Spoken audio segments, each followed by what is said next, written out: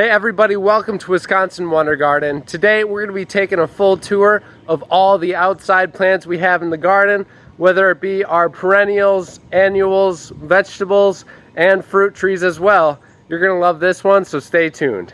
All of the real good stuff and hard work is out back, but we're going to show you what we've done out front in these 3 garden beds real quick to show you what we've been doing. We've got a crab apple tree right there, and a new crabapple tree right here as well, in preparation for this tree to come down because it is pretty diseased and the city has been coming by and cutting down these elm trees.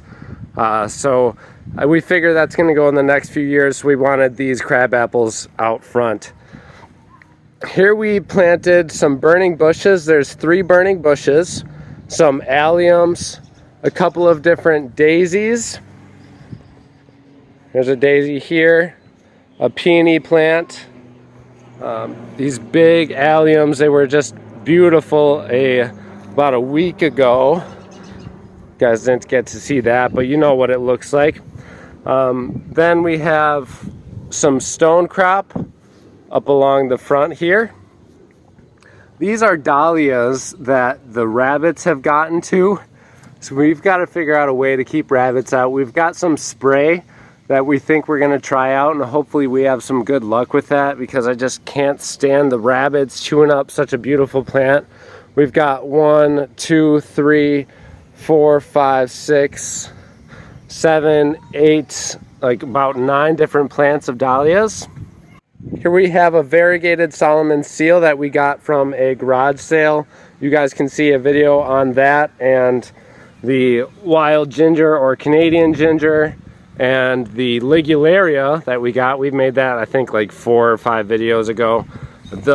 All 3 of them are doing really well, except for, again, the rabbits got to this wild ginger. We see a couple of stalks of it there that have been eaten away, unfortunately. But they have left the ligularia completely alone, and that's thriving, doing well so far. I love ligularia. It's one of my new favorite plants after seeing so many large mature plants of this ligularia in Door County.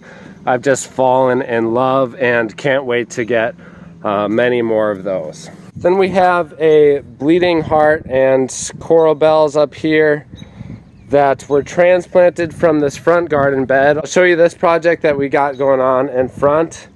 This was all rock, like on this side here. It's got this rock in it, and we assumed it had some nice soil underneath, and when we moved in here we figured it was a nice garden bed. It looked like it was pretty well developed and planted, but I dug out all of the rocks and then ended up getting down to the soil here, and as you guys can tell, this is nothing but clay from this point on. So there was literally maybe 2 inches of soil, and then from there on it's nothing but clay. So we're gonna just get a little backhoe out here and dig all of this up, probably about a foot of it, and then throw in a bunch of topsoil and mix in some of our compost with it to turn that into the garden bed that we definitely deserve to have out in the front of the house here. So that's an ongoing project right now. Over on this side, let me get in the shade so you guys can see better. We have some ferns, some annual petunias, geraniums, hostas, some astilbes right here that are doing really well. I love astilbe as well. They're super hardy and a great plant to have in the garden. Some lamb's ears right there. And our bleeding heart, again, on this side is doing much better than everything over here on this side that just kept on dying, but thankfully we know why things were not living in there. It's just because of the clay. There was just no soil for things to grow into. And here we have a dahlia that's growing up, and the rabbits have not gotten to this one, thankfully. The ferns are just thriving up here, which is great to see. I transplanted those last year, and they're filling out quite nicely. So that's everything for the front gardens. We'll go and show you guys where most of the work is taking place right out back. So here's our backyard. I'm going to take you guys through the perennial flower gardens, the new trees that we have planted, the perennials over here, our raised vegetable garden, and then back behind me you see we've got a new shed going up. Really excited for that. It's going to give us all of the space that we need in order to store our snow blowers, lawn mowers, all of the gardening supplies. You guys know how quick sheds fill up outside. So this is a 10 by 14 that Jim is building right now. He's working along quite well with it. Very excited to see that finished. We got a couple of windows out front, and then we'll have the double doors opening up in the front as well. I'm not sure what we've gone with for colors on the trim and everything yet, but it's been a great project. I think it's going to be a really cool addition to the backyard, and can't wait to see how we can integrate the landscaping on both sides of it here to make it really nice and pleasing to the eyes.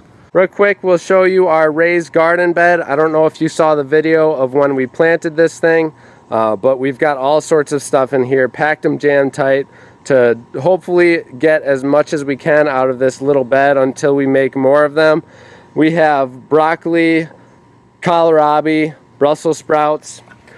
And the same thing with everything else. The tomatoes started to get very big. We have some Wisconsin 55s and some early girls in here.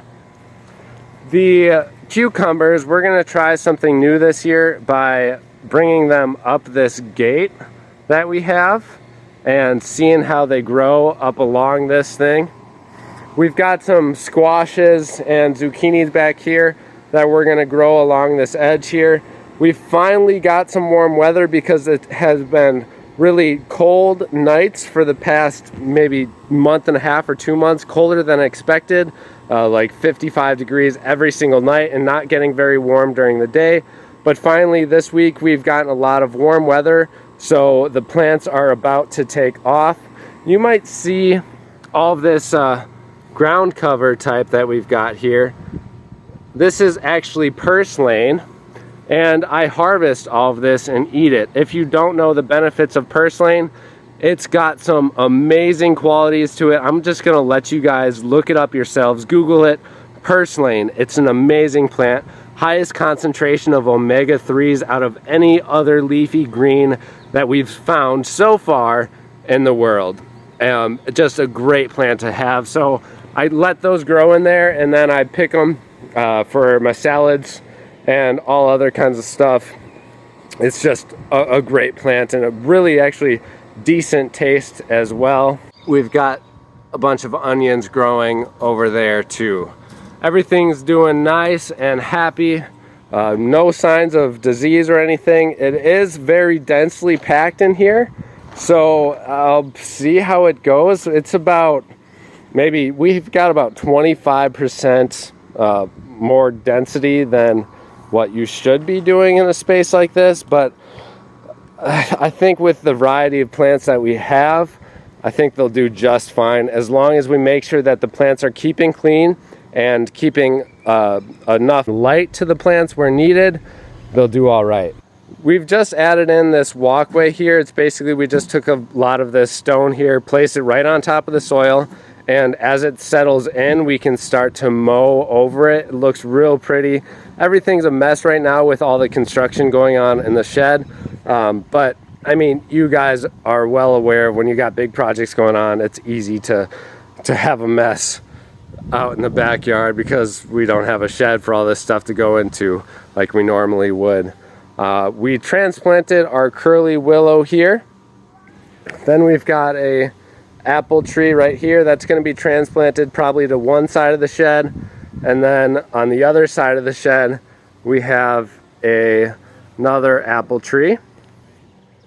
We've just recently got a maple tree here, nice beautiful one. That one is going to fill up this area and give us some nice shade in the summertime when needed. Now let's go through the side flower bed. These are all perennials over here. Some irises, some circle flowers or yellow loosestrife. This is quickly becoming one of my favorites because I found that it's a very hardy plant and beautiful. It's just it puts off some really stunning flowers that last for a really long time. These started blooming weeks ago, and yet they're still in full force. And they're also spreading quite well too. We started with about half of this, and they've nearly doubled. I think we've got them, I'm not sure if it was last year or it might have been 2 years ago that we got those, but they're doing really well. This is our weeping willow tree that we cloned from one that was at my mom's house. Again, we've got a video on that. It's a really cool and easy process to do. Down below is a bunch of creeping jenny, where you see all of that yellow. That stuff is kind of going crazy, so we've got to make sure that we keep on picking it along the edges where we don't want it to grow into some of the other flowers. But you've got a lot of cool colors with that, and if you integrate that into the garden, it's a nice complementary plant to have.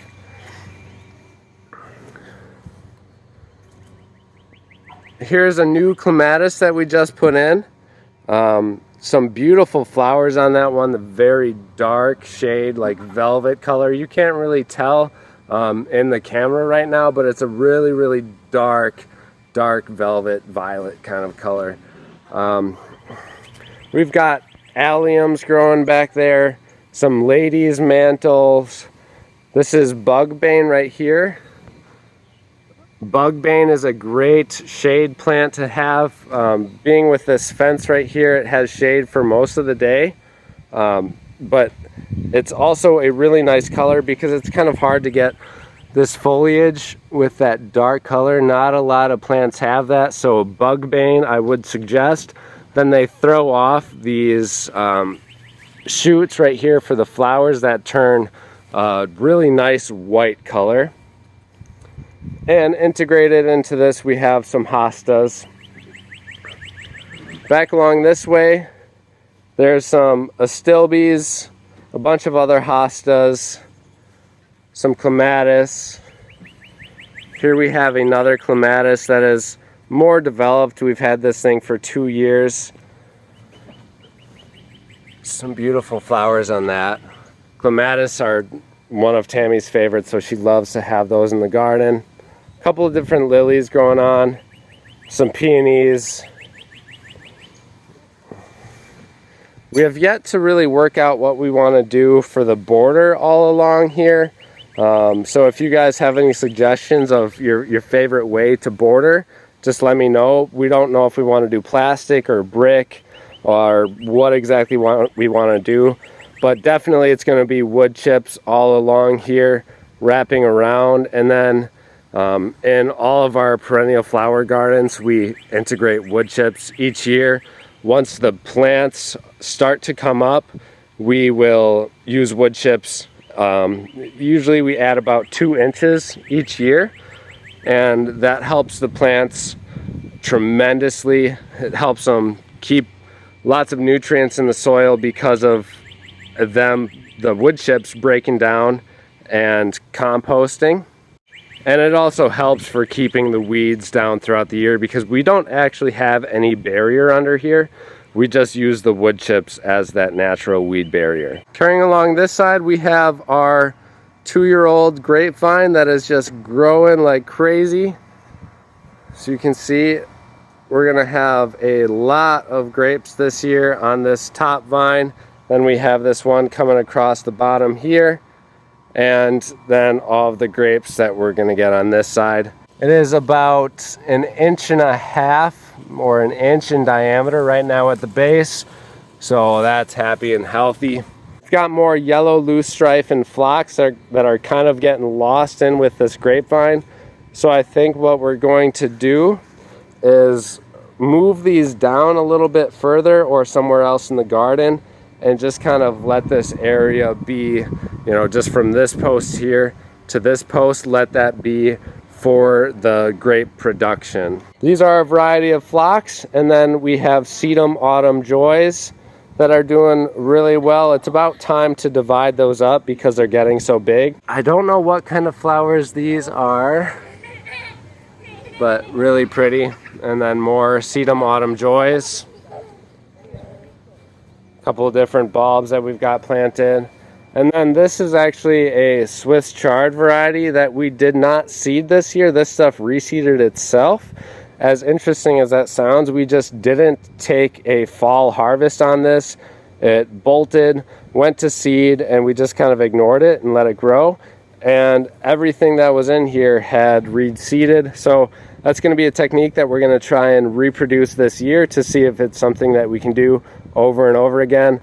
The more times something can work by itself in the garden and be duplicatable without human intervention, the better in my eyes, especially when it comes to vegetables. Here's the flower garden. We've got all sorts of flowers out here. I will have a more detailed video of this when everything is blooming, and you can see all the great colors that we got in here. There's a couple of Russian sages and white sages over here as well. Some black-eyed Susans, coral bells, Hoyas, and then some garden mums back there.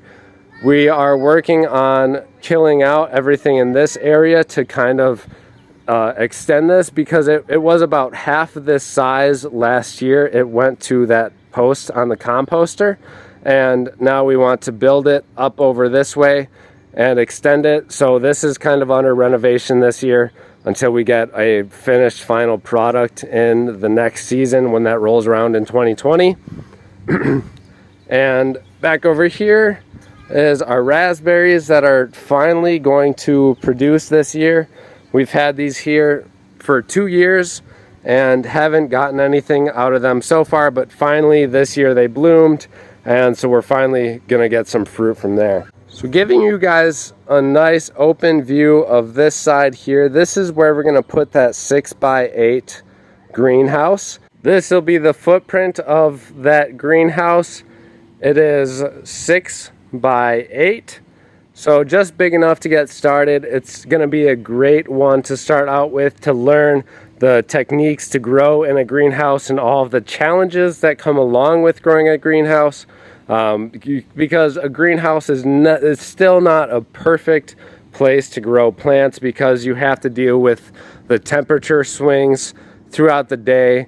And we're going to try and winterize this thing to grow in the winter. Whether or not we'll be successful, we'll see, but it's gonna be a journey and it's gonna be a lot of fun. It's our first greenhouse, so super excited for that. I'll show you guys where we're putting this thing. It's going to be facing this way, so the door is facing west. That way the rib line goes from east to west, this way being south. That is the most efficient way to maximize the sunlight that you're getting inside the greenhouse throughout the year. So that's where we're going to be putting it. We're gonna dig it down a little bit on this west side, as there's a slight grade to the soil there. I was thinking about doing geothermal, but I think that might be a little bit much for such a small greenhouse. It shouldn't be too hard to heat in the winter if need be, with a small like ceramic heater or livestock heater, something like that. Once we get it all sealed up, it shouldn't be too bad. Sterling's out here enjoying the sunshine, as I am about to myself. Thank you guys so much for watching. If you have any questions about the plants that we got growing here, I know I didn't name every single one of them because I don't know the name of every single one of them.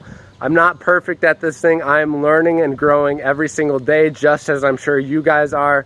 There's so many plants out there. Please leave a comment below and what your favorite plant that you're growing in the garden is this year. Thank you all so much for watching. Happy gardening.